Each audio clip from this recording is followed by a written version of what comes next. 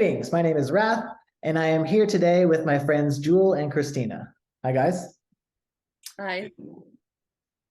We are here to discuss the works of Steve Madison. If you are new to the paradigm shift, or this is your first time here with us, welcome. We are not here to explain or dissect or in any definitive way break down these books. We're merely discussing them as friends, and we hope by sharing our conversation on YouTube that we can inspire viewers to check out the material for themselves. With that being said, let's get into it.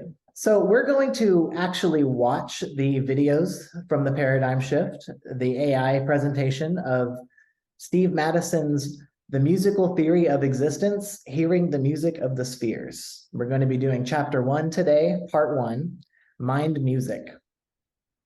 Mind music. Without music, life would be a mistake. Friedrich Nietzsche. Is the mind the ultimate musical instrument? Is the world a unique symphony composed by the world mind, a symphony so extraordinary that it has been rendered physical, available to all of our senses and not just to our ears? Are atoms actually physical notes? Chemistry's periodic table would then be a musical scale of the elements, and the laws of ontological music would determine what and how the elements can combine. Is the material world actually music that is enormously slowed down or frozen? Is it just low-frequency music, inaudible to our ears, infrasound? I have a comment on that. I've heard before, I don't know who said it, but people say architecture is frozen music. I think that's cool. Yeah, if you look at like really, really well done compositions of music, it has the structure and this mathematical precision, just like you would need if you were creating a building. So we're already off to an amazing start here with music and reality. Really cool. And while we're paused, I wanted to ask about the chemistry's periodic table,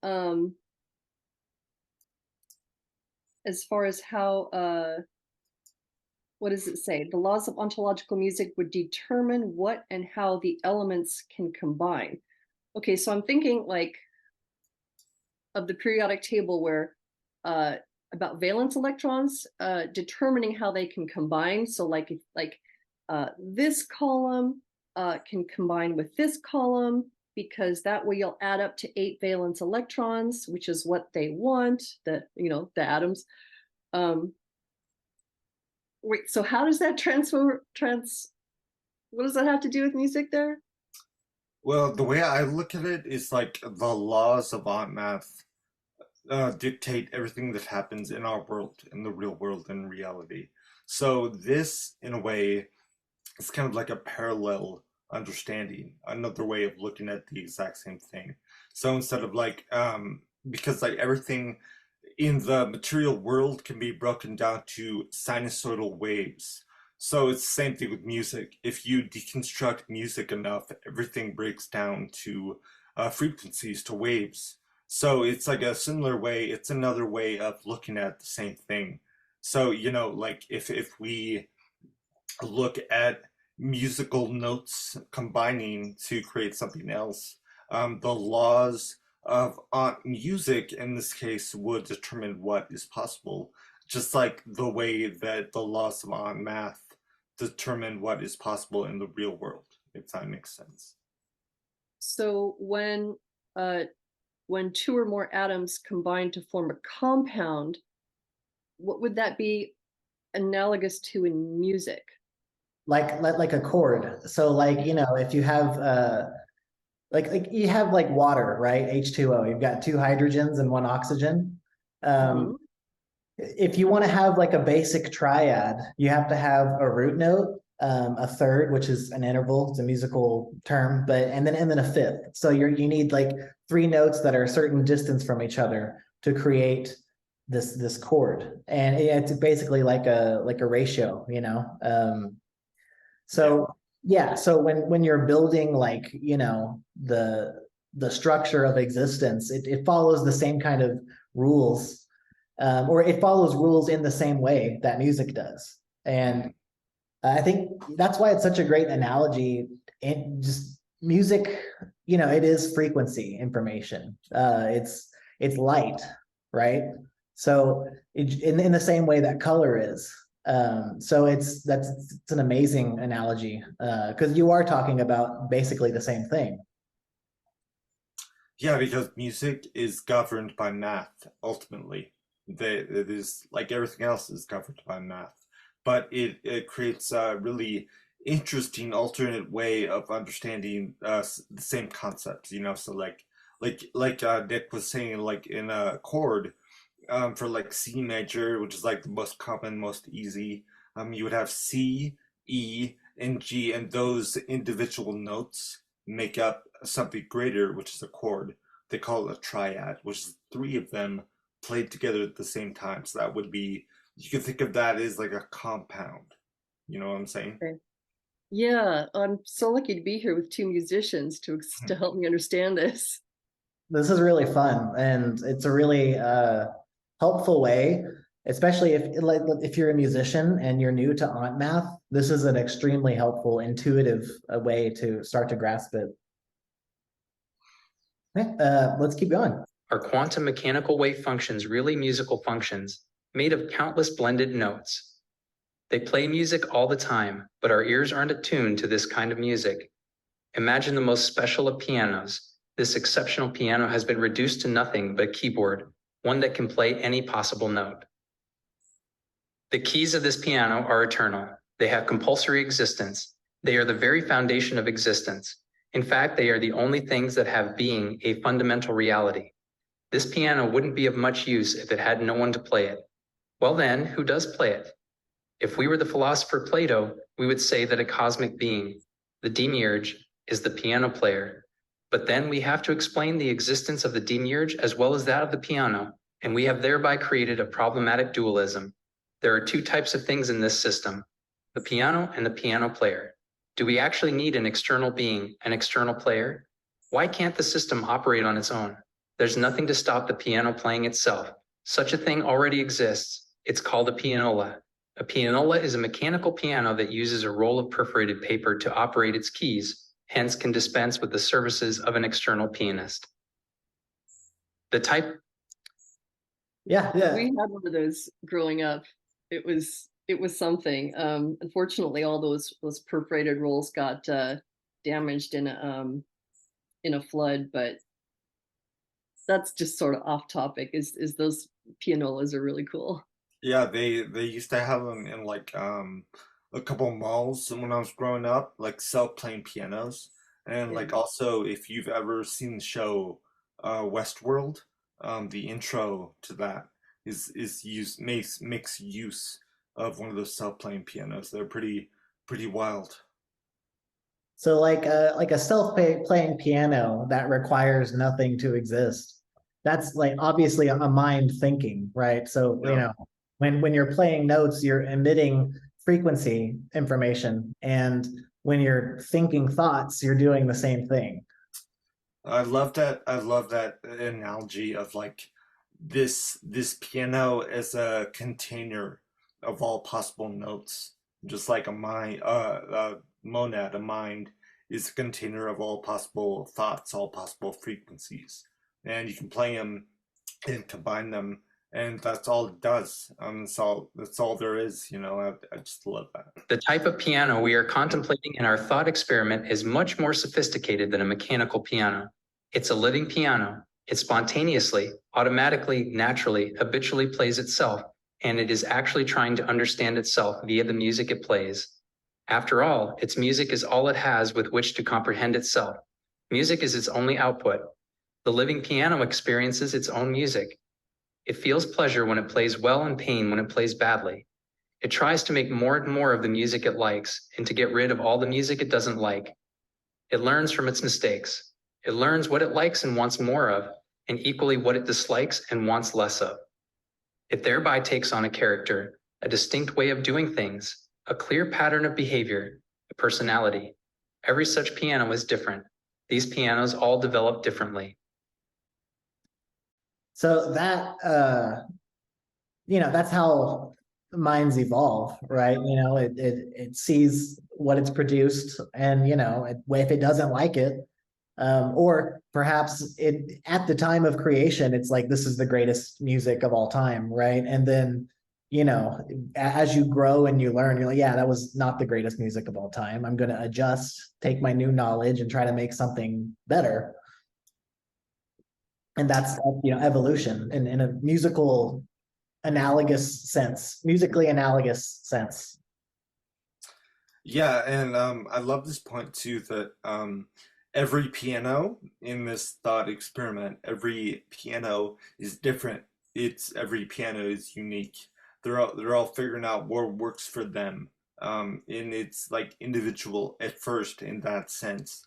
But using that analogy, that thought experiment, I think that because as we know, this piano is analogous to a mind, to a monad.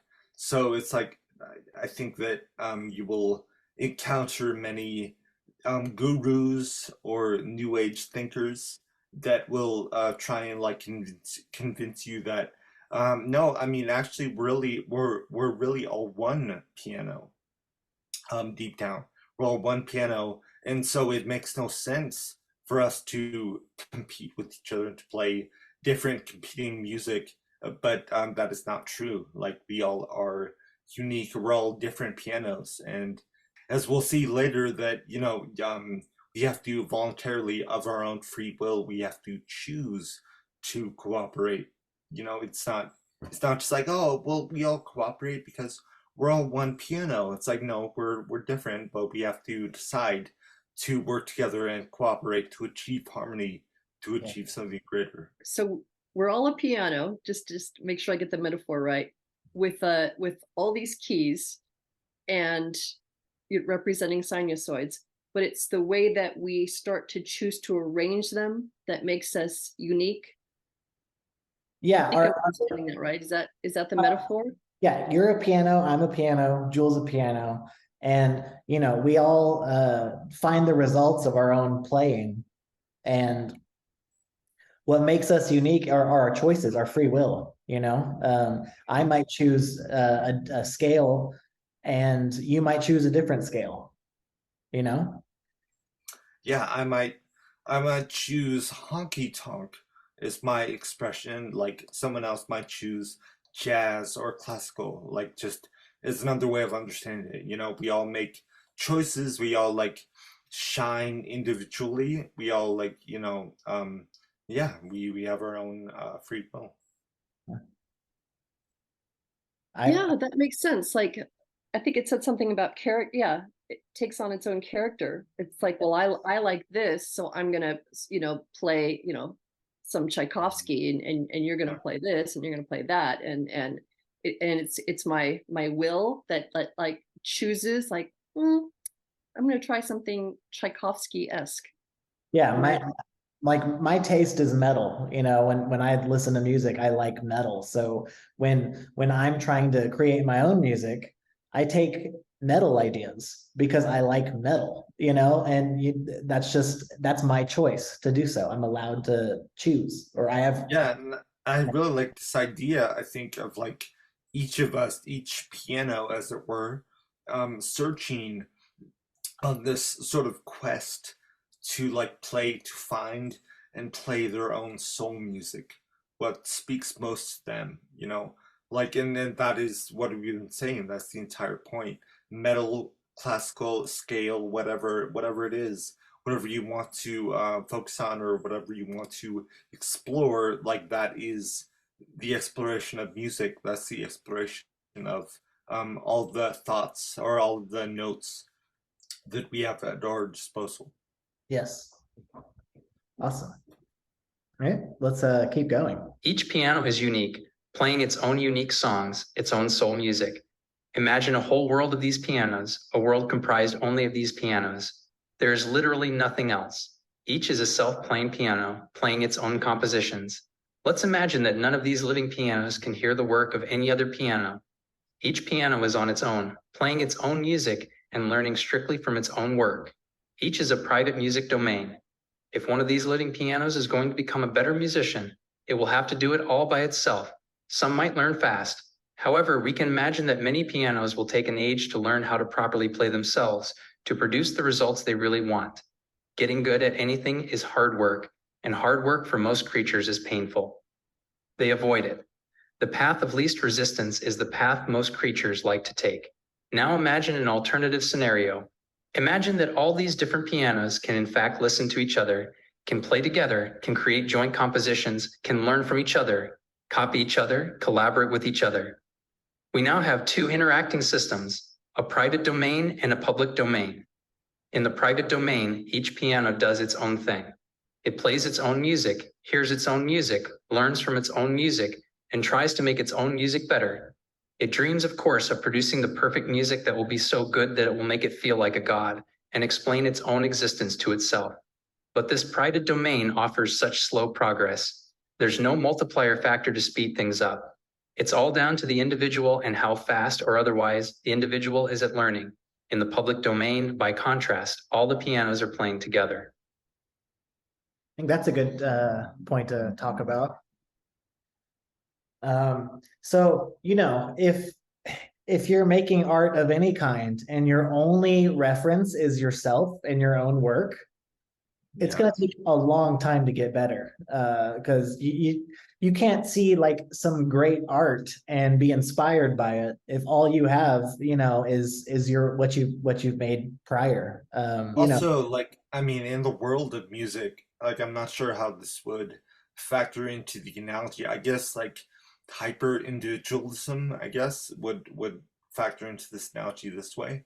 But in the world of music, there's I think definitely there's like a certain level of arrogance and like I don't know, solipsism, to only being self-influenced by only caring about what you make and never listening to anyone else and not learning from that. There are like studies that are like based on people who are open to new music, or it doesn't have to be like new music as in like new releases or something, but like just stuff you haven't heard before. Like those, I forget the actual data on this, but it's like those people are measured to be either healthier or open to more new experiences or something.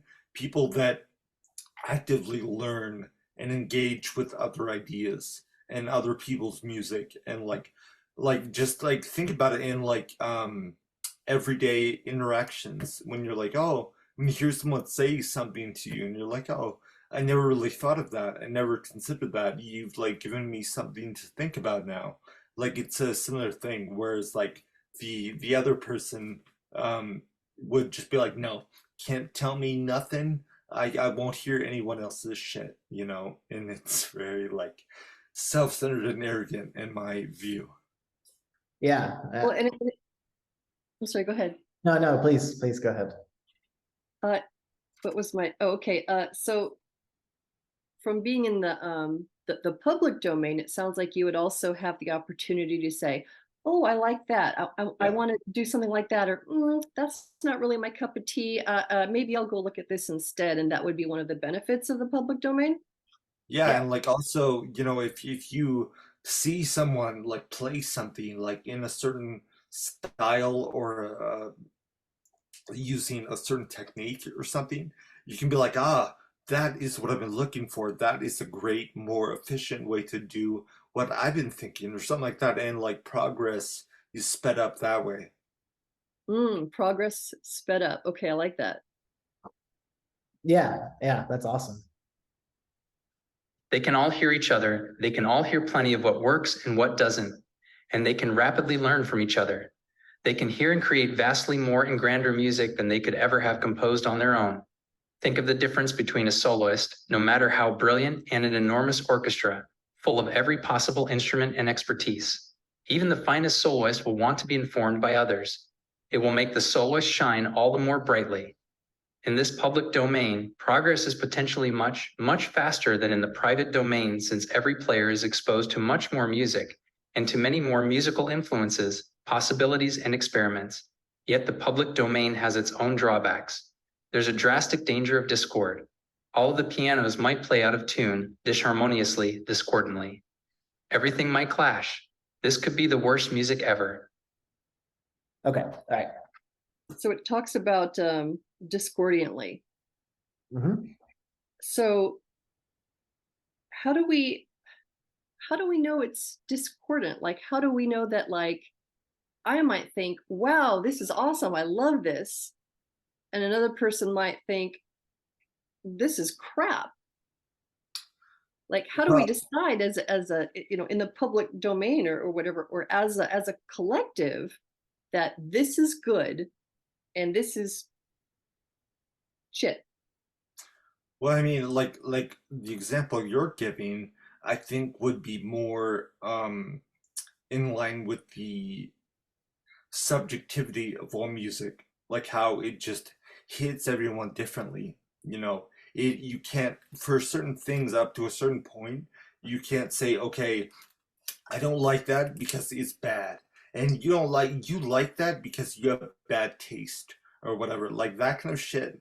You'll see that, by the way, like plenty of people like to use those arguments. But the fact is, you know, like if you like a Simon and Garfunkel song a lot, and I hate it because I hate folk music, that doesn't make you wrong and me right, or vice versa.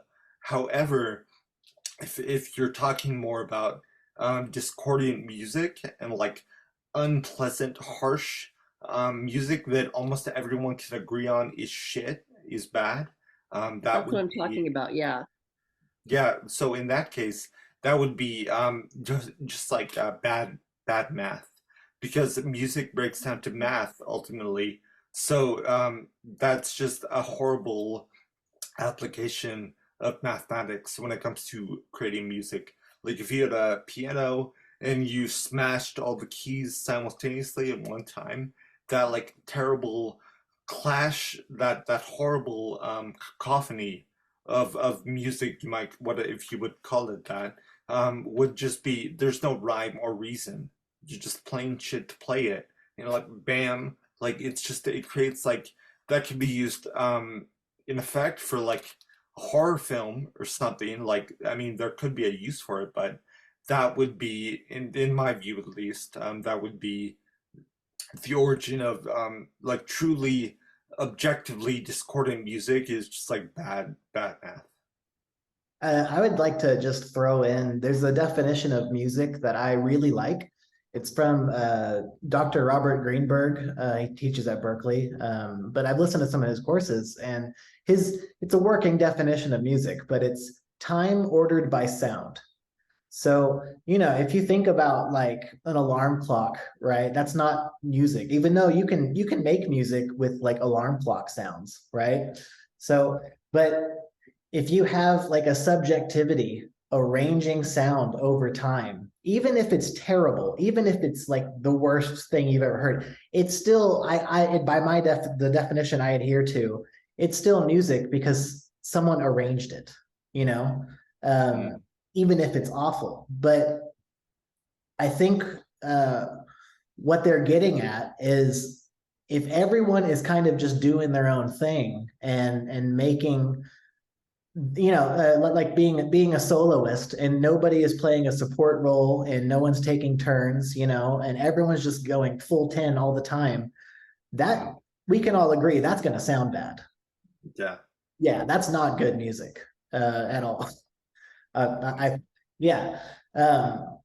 Actually, I think we have an example of that. Jewel, if you want to show us what terrible music could sound like. Yes. Yeah, awesome. Okay, so I'm gonna give you screen sharing. Okay, you have it. You haven't heard this, have you, Christina? No, I don't know what you guys are gonna do, so I'm very curious here. Oh boy. Okay. So this, I thought, would be a really cool way of just illustrating this point, how, you know, like some subtle changes or everyone not being on the same page can result in the worst music ever, as Steve Madison says. So for this example, we chose the second movement of Beethoven's Seventh symphony. Just a little snippet of that. So in this example, we have two groups, and they're both tasked with playing Beethoven's piece here. So first of all, we have Group A. Let's hear what they have to say. Here's Group A.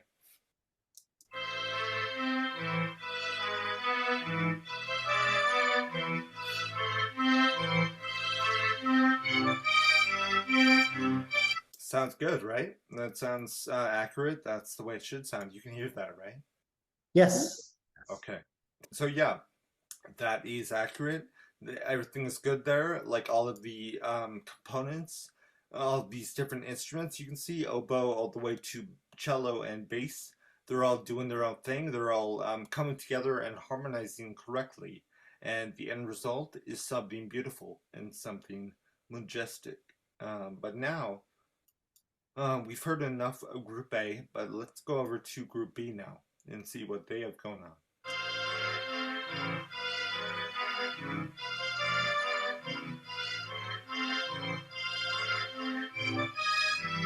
Okay, so hopefully you can hear how fucking terrible that is. And Yeah, that is I totally, just I just want to go ahead and apologize to Beethoven and all musicians everywhere for that. But it's a good example. It shows how bad music can be when people aren't working together. yeah. Yes, that's the point. Yes, exactly. And like, this little bit of pain that I'm putting you through right now is hopefully in the service of illustrating the greater point. So, horrible Group B. And what I've done to speed things up for this example, I've identified two weak spots, two troublemakers in this of all these instruments. And one is Bob, he's on violin, and the other is Terry, she's on viola. So let's go ahead and just to remind you, horrible shit. So let's go ahead and just focus on Bob for a minute here. So what Bob is doing, what he's playing, might be fine by itself. That might work for whatever Bob has in his head. That might be fine. That might be correct even. But the fact of the matter is, in the context of the greater piece, it's all out of whack. It's like, so that is going back to this point that Madison makes. I'd like to point in the why Group A is working. Okay, so here's Group A again. Okay, do you hear that? It's like three notes, but it's like a little arpeggiation of the chord. It's, and again, a triad that is working with let's say Bob's part, good Bob. Oh, the equivalent of Bob. Let's see what he was real quick. Okay, he's the first violin. Yeah. So this is good Bob.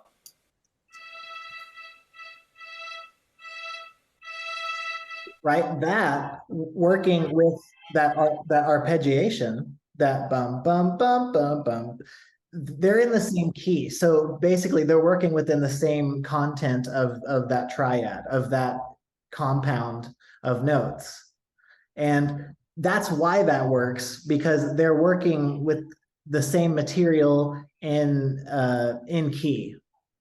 They harmonize together and they complement one another, and everyone all together is in service of this greater peace, the greater common goal they all have. So if we do good Bob from Group A and good Terry, that is what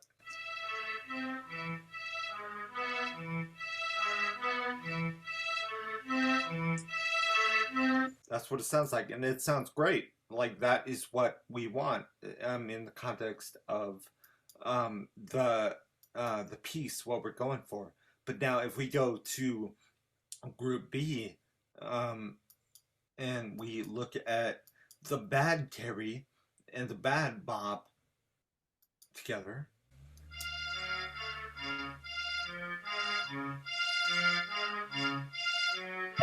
It's fucking awful because like they're both off in their own little worlds. They're off doing whatever, and like I was saying before, you can look at you can look at Terry by herself. That might work. I'm not saying it's correct in this case, but by itself, isolated, it may be fine. Bob, isolated, might be fine. But together with everything else,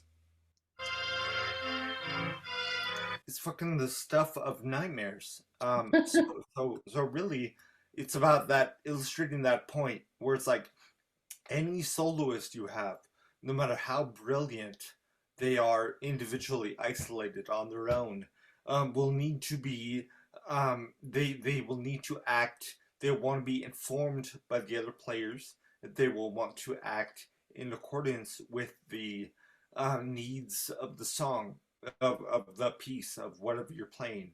And that is how you achieve harmony, instead of this kind of like hyper individualistic method of thinking, mode of playing, you know what I'm saying? Yeah, you could take like someone as great as Paganini, right? And you put him in an orchestra that's supposed to be playing a Beethoven piece.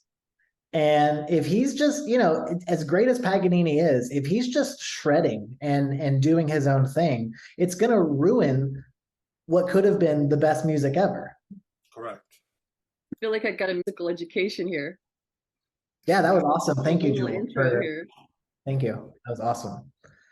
Yeah, and hopefully you can hear that for yourselves and realize what Steve Madison is saying with this, you know, audible example. But even if you're the greatest guitar player of all time, if you're in your own world just doing sweeps, your whole band is just going to kick you out, because and no one's going to come to your shows, and people are going to have a terrible time listening to your music, because that's not what good music is. You know, it's collaboration. True. Okay, well, we hope you enjoyed this conversation about Steve Madison's work, The Musical Theory of Existence, Hearing the Music of the Spheres. This has been Mind Music Part 1. This is the first chapter, and next week we will be continuing this chapter and doing Part 2. So we hope you had a great time. If you enjoyed this video, please leave a like and subscribe. Let us know what you think in the comments, and we'll see you next time. Have a great day.